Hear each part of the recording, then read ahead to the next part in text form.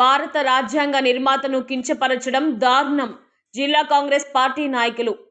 కేంద్ర హోంశాఖ మంత్రి అమిత్ షా వెంటనే రాజీనామా చేయాలి. Congress party demand. భారత రాజ్యాంగ నిర్మాత డాక్టర్ బిఆర్ అంబేద్కర్ ను కేంద్ర మంత్రి అమిత్ షా పార్లమెంటులో కించపరిచేలా మాట్లాడడాన్ని తీవ్రంగా ఖండించిన చిత్తూరు జిల్లా కాంగ్రెస్ పార్టీ అధ్యక్షులు పోటుగాడు భాస్కర్ అన్నారు. ఈ సందర్భంగా ఆదివారం ప్రెస్ క్లబ్లో మీడియాతో మాట్లాడుతూ బీజేపీ దళితుల పట్ల చిన్నచూపు చూస్తోందని, అంబేద్కర్ను కించపరచడమే నిదర్శనమని అన్నారు.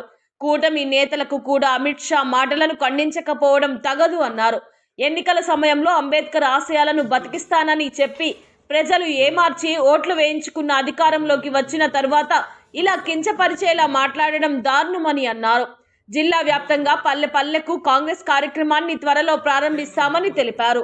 అదేవిధంగా జిల్లాలో కాంగ్రెస్ పార్టీ బలోపేతానికి కృషి చేస్తామని అన్నారు.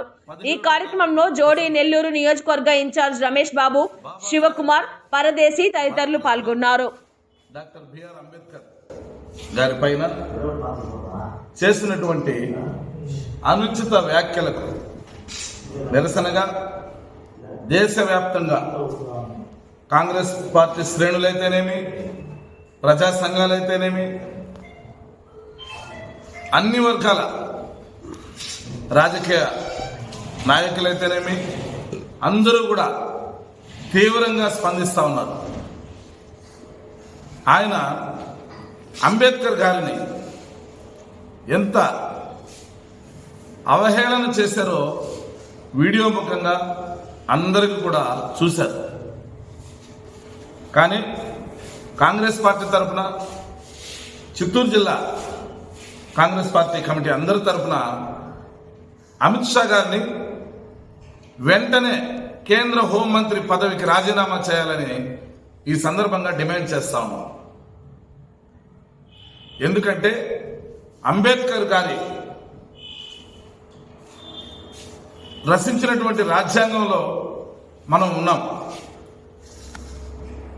ఆయన అనేక అట్టడుగు వర్గాలకు న్యాయం చేకూర్చే విధంగా ఆయన పలు అంశాలపైన పలు దేశాలకు సందర్శించి మన రాజ్యాంగాన్ని, ప్రజాస్వామ్యాన్ని కాపాడడం కోసం ఆయన అహర్నిశలు కృషి చేసిన వ్యక్తిగా, ప్రపంచ స్థాయిలో గుర్తింపబడినటువంటి వ్యక్తిగా ఆయనకు నిండు సభలో, ఎగువ సభలో, రాజ్యసభలో జరిగిన అవమానం అంతా ఇంత కాదు.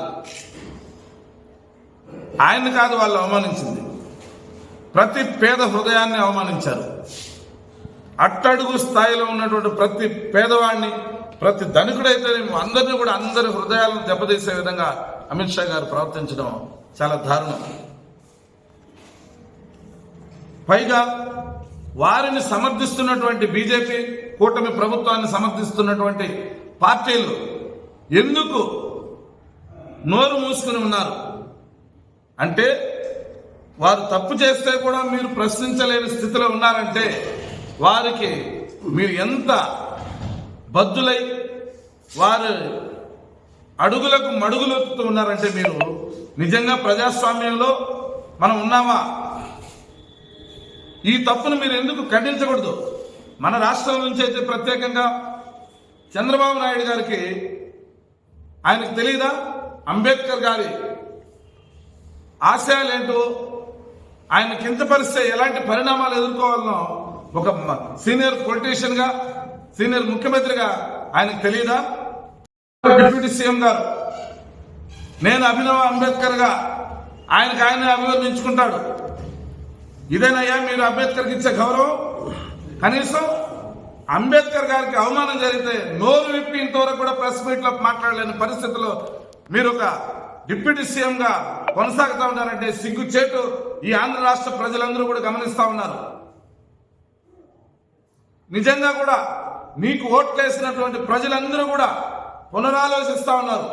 ఇలాంటి దద్దమ్మలక మనం ఓట్లేసామనేసి అట్టడుగు వర్గాల ప్రజలు, పేద ప్రజలందరూ కూడా వారిని వేమార్చి ఓట్లు వేసుకుని ఎన్నికల సమయంలో నేను అభినవ అంబేద్కర్ అని, అంబేద్కర్ ఆశయాలను బతికిస్తామని చెప్పి ఈరోజు మతతత్వ కులతత్వ పార్టీ అయినట్టు బీజేపీ పార్టీతో పొత్తు కలుపుకొని మీరు పరిపాలిస్తూ పైగా అంబేద్కర్ గారిని అవమానం చేస్తా ఉంటే మీరు మూకుమ్మడిగా మీరు మద్దతు ఉపసంహరించుకోవాల్సింది పోయి కనీసం ప్రెస్ మీట్ కూడా ఇవ్వలేని పరిస్థితులు మీరు ఉన్నారంటే ఇది దారుణం.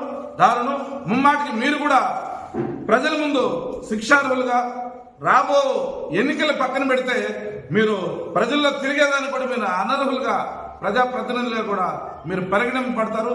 త్వరలో మీరందరూ కూడా ప్రజలకు క్షమాపణ చెప్పాలి. ఏ మీటింగ్లో కూడా మిమ్మల్ని ప్రజా సంఘాలు ఊరికే వదిలిపెట్టవు. పైగా ముందుగా కాంగ్రెస్ పార్టీ మిమ్మల్ని వదిలిపెడదు. ప్రతి గ్రామంలో మీరు చేస్తున్నటువంటి బీజేపీ ప్రభుత్వం చేస్తున్నటువంటి అన్యాయాలు కానీ అక్రమాలు కానీ మీరు వంతపాడుతున్నటువంటి విధానాన్ని కానీ మేము కాంగ్రెస్ పార్టీ తరఫున ఎప్పటికప్పుడు ప్రజల్లో తీసుకుని పోతామనేసి సందర్భంగా తెలియజేస్తాను. జై హింద్, జై కాంగ్రెస్.